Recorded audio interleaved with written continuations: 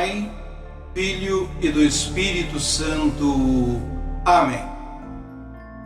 Iluminem meus olhos, Senhor, guarde-me do sono da morte, que meu inimigo não possa dizer: triunfei sobre ele. A liturgia nos convida a abandonar todo o mal e nos dedicarmos à prática do bem, realizando com espírito humilde aquilo que professamos. Ouçamos o Santo Evangelho. Proclamação do Evangelho de Jesus Cristo segundo Mateus. Naquele tempo, Jesus falou às multidões e aos seus discípulos e lhes disse: os mestres da lei e os fariseus têm autoridade para interpretar a lei de Moisés. Por isso, deveis fazer e observar tudo o que eles dizem, mas não imiteis suas ações, pois eles falam e não praticam, amarram pesados fardos e os colocam nos ombros dos outros, mas eles mesmos não estão dispostos a movê-los, nem sequer com um dedo. Fazem todas as suas ações só para serem vistos pelos outros. Eles usam faixas largas com trechos da Escritura na testa e nos braços, e põem na roupa longas franjas. Gostam de lugar de honra dos banquetes e dos primeiros lugares nas sinagogas. Gostam de ser cumprimentados nas praças públicas e de serem chamados de mestre. Quanto a vós, nunca vos deixeis chamar de mestre, pois um só é vosso mestre, e todos vós sois irmãos.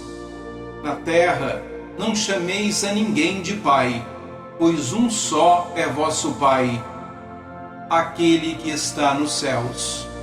Não deixeis que vos chamem de guias, pois um só é vosso guia, Cristo. Pelo contrário, o maior dentre vós deve ser aquele que vos serve.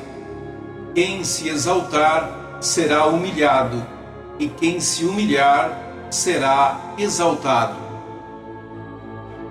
Palavra da salvação.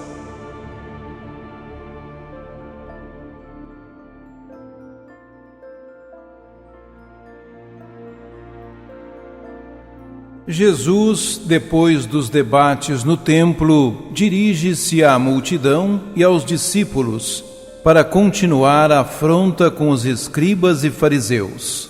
Desmascara-lhes a incoerência, a ostentação e vanglória, e dirige-lhes os 7 ai de vós, que desembocarão no sentido lamento sobre Jerusalém. Por outro lado, põe de sobreaviso os discípulos contra o vício da ambição, gangrena da comunidade já nos tempos em que foram redigidos os evangelhos. O formalismo, a busca de prestígio pessoal, profana a religião e tornam-na idolátrica. A conclusão não pode ser deixar de escutar a palavra proclamada por chefes incoerentes, mas usar o discernimento para fazer o que eles dizem e não fazer o que fazem. Acima de tudo, há que ter o olhar bem fixo em Jesus, o verdadeiro mestre, o fiel intérprete do Pai. A Igreja faz-nos escutar hoje palavras fortes e reconfortantes. Mesmo que os vossos pecados sejam como escarlate, tornar-se-ão brancos como a neve. Estas palavras caem como bálsamo sobre a nossa ingratidão, superficialidade e malícia. Deus, na sua paciente misericórdia, continua disposto a perdoar-nos. Disse que estas palavras caem como bálsamo sobre o nosso coração ferido pelo pecado. A palavra de Deus fala-nos de neve, como se torna bela uma paisagem coberta de neve. Mas a palavra de Deus vai mais longe. Os nossos pecados não são apenas cobertos, do modo que a neve cobre a terra. A sua misericórdia transforma-os em ocasião de graça, em fonte de amor. Isaías diz-nos que os nossos pecados, ainda que sejam escarlates, tornar-se-ão brancos como a neve. É essa a extraordinária maravilha que Deus quer operar em nós, apagando todas as nossas manchas, mesmo as mais horríveis, com um detergente muito especial, o sangue de Cristo.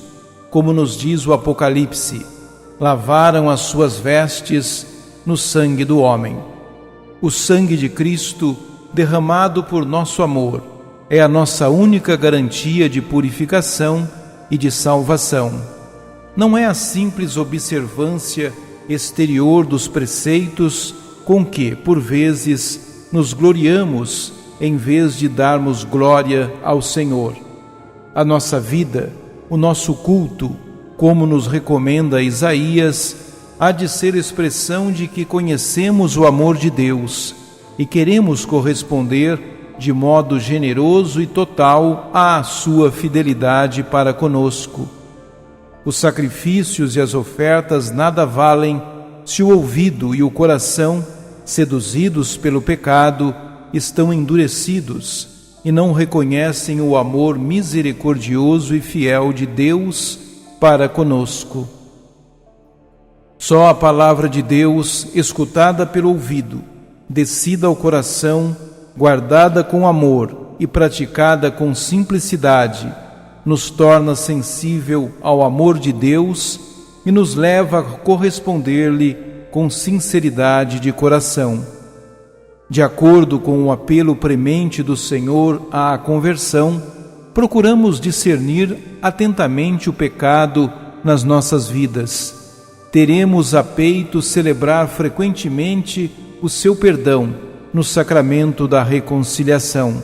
O sacramento da reconciliação permite-nos um muito particular acesso ao precioso sangue de Cristo, que nos lava de todo o pecado, nos renova interiormente e nos torna capazes de corresponder adequadamente ao amor fiel e misericordioso do nosso Deus.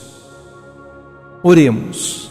Ó Jesus, nosso único Mestre, pedes que não imitemos os que dizem, mas não fazem.